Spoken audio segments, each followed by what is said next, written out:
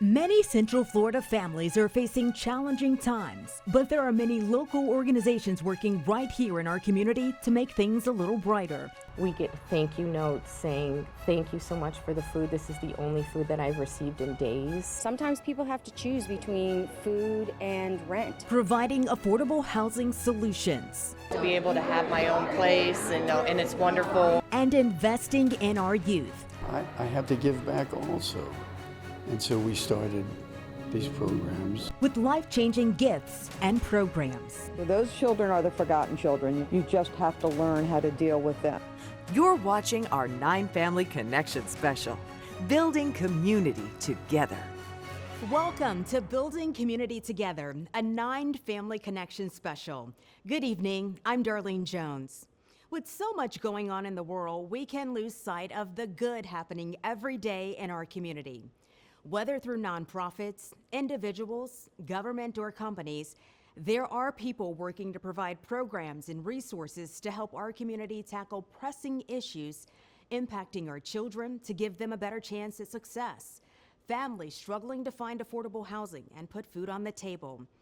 In the first week of summer break, our local school districts have served tens of thousands of children who typically rely on school breakfast and lunch. Here's Sam Martello. When the final bell rings and school is out for summer, that means access to the only food some children eat each day is out for the summer too. During the summer, it's, they don't get the meals like they usually get, during the school year because, during the school year we have breakfast, lunch, snack, and supper. So in the summertime, some of these children are at home, they won't be able to get that breakfast and lunch. But that isn't the case for Orange County Public School students or anyone 18 or younger. Our schools are also an open site where, if you need to come in and get a meal, you can come in, sit down, have a meal, and then go home. Through the state's Summer Break Spot program, kids can grab a free meal while they aren't in class. We have chicken wings, we're doing cheeseburgers, chicken nuggets. We're doing a lot of fresh fruit every day. We have apples, we have tangerines, oranges. We're doing lettuce and tomato cups, carrots, celery. The program fills a gap for thousands of children across the county. So this way they can get, a breakfast, a lunch at no charge. We had about 33,000 meals served in the first day. It's all made possible by the USDA through the Florida Department of Agriculture and Consumer Services that provides the funding for the Summer Break Spot program annually. So we get all the reimbursements from them. So we follow all of their regulations and guidelines. The program allows Orange County Public Schools to provide breakfast, lunch, and snacks at 230 locations across the county and at 6 libraries. So pretty much something on the menu every day. There's a lot of healthy food on it, fresh fruit, fresh vegetables. To receive a hot meal, all the kid has to do is visit one of the food distribution sites throughout the county. There, they can sit down, enjoy a meal, and not worry about when they'll eat again this summer. We found that if you have a nutritional meal, especially during the school day, that you learn better, you have less discipline problems. So it's very important to have that meal. My cheeseburger, hamburger. And there is good news for other Central Florida students. Lake, Volusia, Seminole, and Osceola counties are also offering summer meal programs. Those are happening at locations across those communities. We've posted details on 9family.com. And because the need is so great, our local nonprofits are stepping up this summer. For years, we have told you about families in Osceola County living in motels along 192. Sabrina Majori shows us how one organization is meeting them where they are to make sure they don't go without food. Laura Cordoba, one of hundreds who came here to pick up food for her family. La canasta familiar, lo que son los alimentos, el pago de la renta, los servicios, los biles. Todo ha aumentado mucho, entonces este tipo de ayudas nos favorecen demasiado. She recently moved into a townhome. The rent $2,500 a month, which she splits with several others. It's far less than the $800 a week her family of 3 paid to stay in a hotel along 192. Como inmigrantes, las personas que llegan, que se vienen de sus países en busca de nuevas oportunidades y tal vez acá la situación tampoco es que sea como tan fácil como uno cree. Cordoba spent 8 months in a hotel while trying to save enough for rental application fees and a deposit. According to Osceola County School District, as of this month, nearly 800 of its students are living in hotels and motels. Congressman Darren Soto is pushing for additional federal dollars to help build different kinds of low to medium income housing. Yes, rental assistance is important in the short run to get folks over this hump to be able to afford deposits, but it does nothing to lower rents. 9 Family Connection is doing our part too, and we need your help. We've partnered with Goodwill and Hearts, Hands, and Hope for our summer food and clothing drive. Alexa Lorenzo has more on how you can donate to help us continue building community together. We get thank you notes saying, thank you so much for the food. This is the only food that I've received in days. It's a sad struggle for so many families across Central Florida. In Seminole County, there's about 50,000 children who don't know where their next meal is coming from. In comes Hearts, Hands, and Hope. Michelle Wilson started HHH back in 2016 to feed students during the summer months when the free and reduced meals they rely on during the school year are no longer available. They work with several organizations to get food bags to families in need. And it's food. It's a basic need that these children should have, and they receive it like they're receiving a gift on Christmas. To help fill the need, WFTV 9 Family Connection is partnering with Goodwill Industries of Central Florida and Hearts, Hands, and Hope for a summer canned food drive. Yeah, so it's a great time to clean out your closet and your pantry. From now until Sunday, June 16th, when you donate gently used clothes and household goods to your Seminole County Goodwill store, you can also drop off these canned food items. We're here to make sure that all members of our community are taken care of, whether that's someone who needs a job or if that's a kid who needs a meal during the summer. 9 Family Connection has worked with Goodwill on this summer canned food drive for nearly a decade. The last time Goodwill and Hearts, Hands, and Hope partnered, the community stepped up in a huge way. I don't even know how to explain it. It was beyond what we could have imagined. Next, we'll show you some of the local solutions being developed right now and how and where government and private developers are converting old properties to fulfill this critical need for families right here in our local communities. New data is providing us insight into just how significant our local homeless population is across Central Florida counties. Sabrina Majori shows us why the problem will only get worse unless more solutions are actually developed. Elizabeth Williams has lived and worked in Kissimmee for more than 3 decades, but she came to Orlando trying to find a shelter bed. I pray to God I can get it. In February, Williams was evicted. Then 2 months ago, she had a medical emergency, forcing her to stop working. This is the first time I ever had to stay for friends. I usually have my own place. In the weeks since, her monthly disability check hasn't been enough to find a new place to live. Finding a job has also been difficult as she manages a heart condition and other medical issues. If I can't find a job, I'd rather stay in the shelter instead of being in the streets. Newly released point-in-time count data shows across Orange, Osceola, and Seminole County, the unsheltered homeless population has more than doubled. 75% of the area's homeless are experiencing homelessness for the first time, too. The growing number of senior citizens, especially women who are becoming homeless for the first times in their lives, that is not just a tragedy, it is terrifying. Martha R. with the Homeless Service Network says Central Florida's housing crisis has hit a boiling point. Rents are outpacing what many, including those on fixed incomes, can afford. The area also lost more than 300 shelter beds in the last year, meaning there are less places for the homeless to spend the night. We need to do everything that we can to create as many opportunities as quickly as we can. It really does take community. In Kissimmee, they're taking unused property to address the local homelessness crisis. The city is converting the old Super 8 motel into affordable housing units, and the first phase of the project is nearly finished. Here's Daryl Matthews. I really think affordable housing, don't talk about it, do it. From new cabinetry, updated appliances, and plenty of space for families, Kissimmee officials are doing more than just talking about affordable housing. They're pushing it to the forefront. And giving the people the chance for affordable housing. The income-based housing unit is made up of 3 sectors. This side will be converted from the former Super 8 motel to these studio apartment units. This side to 2 bedrooms, and this portion of the complex for emergency service center and bridge housing units. I think it's great. Because it's sad to see people on the street. Marcellus White tells me he experienced homelessness for a couple of months until moving here, the Haven on Vine. I got into a situation where I couldn't afford to rent anymore. Thank God for Haven on Vine, which is here, that is for people like in my situation. He'll be in the converted studio apartments. With the help of local and federal money, the project is moving swiftly since we first reported it back in June. Deputy City Manager Desiree Matthews said in a statement, in part, the Haven on Vine marks a pivotal moment in our ongoing efforts to address homelessness and housing security in the city of Kissimmee. Osceola County isn't the only community thinking outside of the box. In Orange County, Orlando leaders just celebrated the opening of a blighted motel. Hugh McRae shows us the massive makeover. Thanks to a major transformation, what was a crime-ridden hotel now offers a fresh start for many, like Melissa Montgomery. Honestly, I feel great to be able to have my own place, and it's wonderful. I feel very safe. The property is now called Palm Gardens. The city of Orlando partnered with a developer to completely overhaul the building. Looks awesome. The $15 million project gutted the entire hotel, replacing everything from the plumbing to the electrical wiring. They don't have to worry about a thing. You just move in, take care of yourself, take care of your life. Palm Gardens is currently offering 94 new affordable housing units, made up mostly of studio apartments, but there are some one-bedrooms.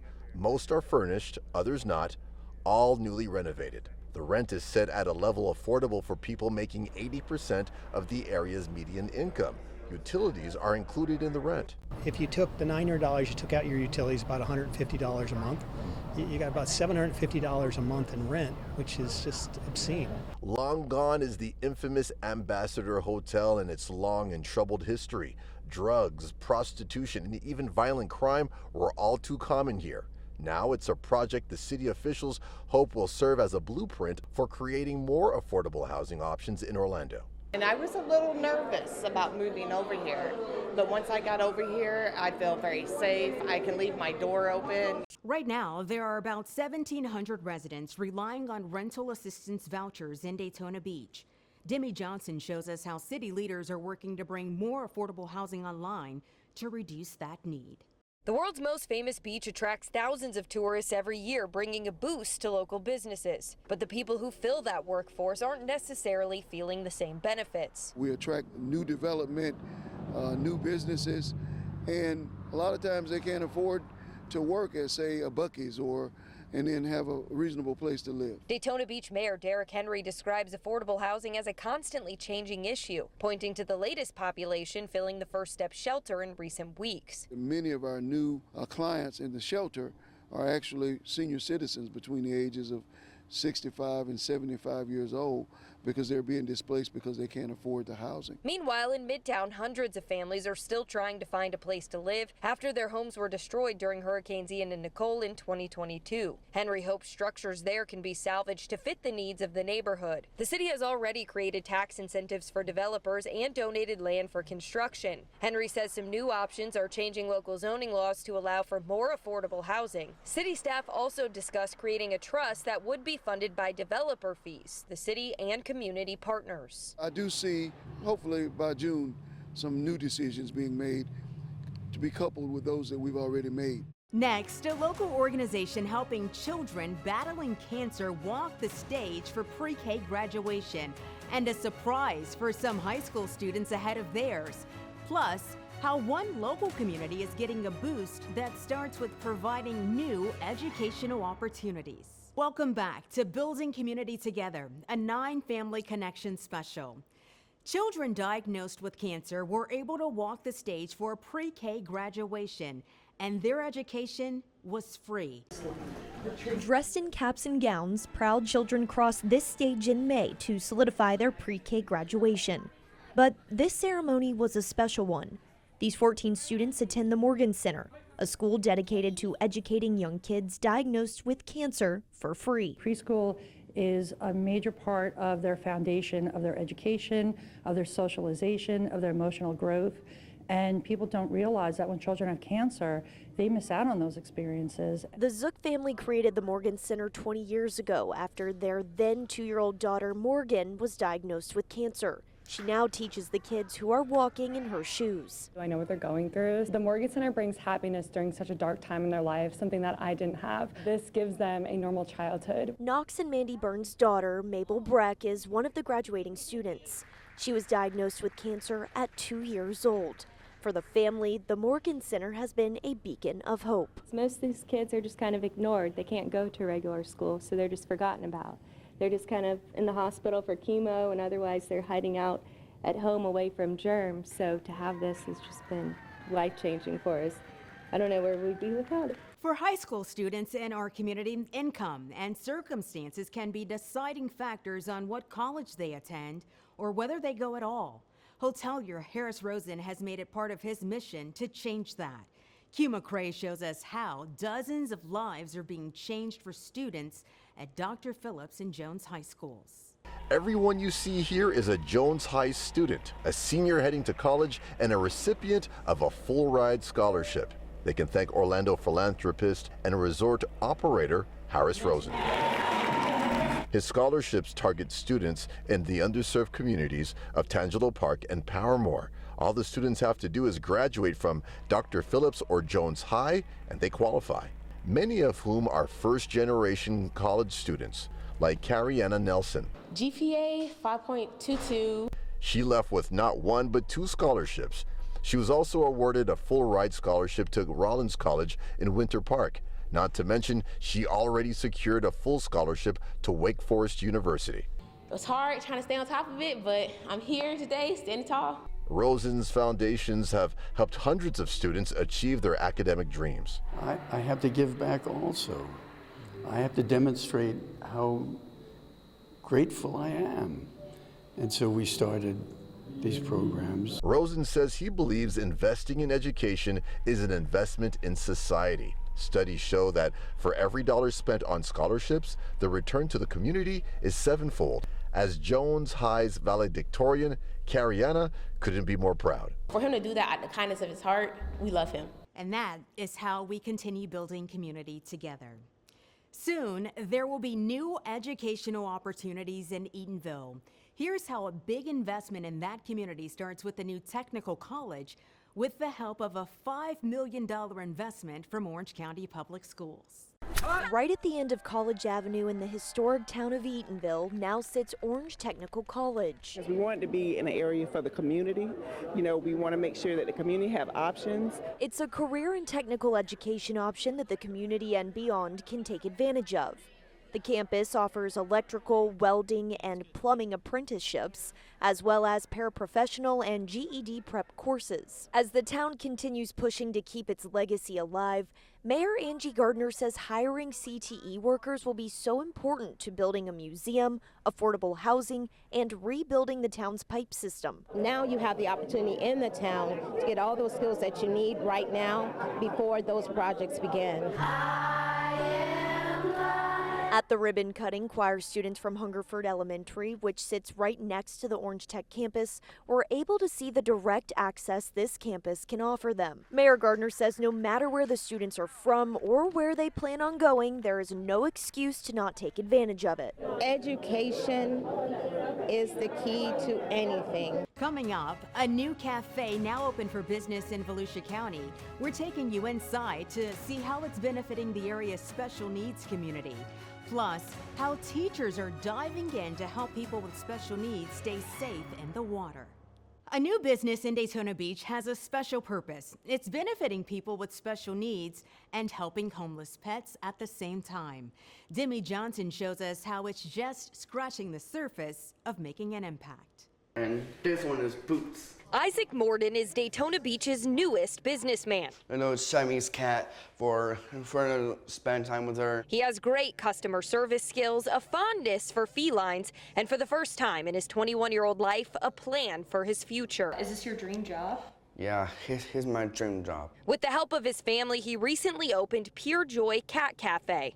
It's a gift shop, an adoption center, and a place he feels comfortable working. I feel happy and joy. His dad, Frank Lund, shared the struggles Isaac has had securing a steady job since aging out of Seabreeze High School in the spring. People with special needs need to feel included in the general population. And this step has already helped pave the way for others. We've had some of his friends who have special needs come in here just to see what's going on and what was he actually doing. And it's been a phenomenal experience for all of us. Isaac hopes to eventually bring others with special needs on board as both employees and volunteers. And while he does love his cats, he confessed to us they're not actually his favorite animal. Dogs are the best. Local companies are partnering to provide water safety classes to children with special needs. Drowning is the primary cause of death for children aged 1 to 4 here in Florida. And children with autism are significantly more at risk. With a personality that was made to entertain, 10-year-old Diego loves to sing, I want to dance, somebody. Dance, I want to be somebody. And swim. Stick your feet up and down. But his love for the water didn't come without worry for his mother, Milena. And sometimes he doesn't realize the dangers. Diego is on the autism spectrum, so for Milena, she wanted him to have the skills to navigate through living in Central Florida. He's hot, kids wants to be on the water, so. Moms like her are why the Baby Otter Swim School partnered with Westgate Resorts to host Splash for the Spectrum. Those children are the forgotten children. You just have to learn how to deal with them, right? Children on the autism spectrum are taught basic swimming skills and what to do if they accidentally end up in the water. And the child learns how to put their face in the water, the proper way to kick, learns to swim to the steps, learns to swim to the wall, and the last day they learn if they fall into turn, kick, reach. The 5-day program is offered to babies as young as 8 months old up to senior citizens. And it's given Milena the confidence to book summer family vacations she normally wouldn't, like a cruise and a trip to Puerto Rico. I feel more comfortable, like that he knows how to swim. If you're interested in swim classes for your children or you want to make a donation to help, you can get more details on our website, 9family.com. Thank you for joining us for Building Community Together, a 9 Family Connection special. To learn more about how you can be a part of the change we all want to see, go to 9family.com. There you can see what resources are available right here in our community. Thanks for watching our 9 Family Connection special, Building Community Together.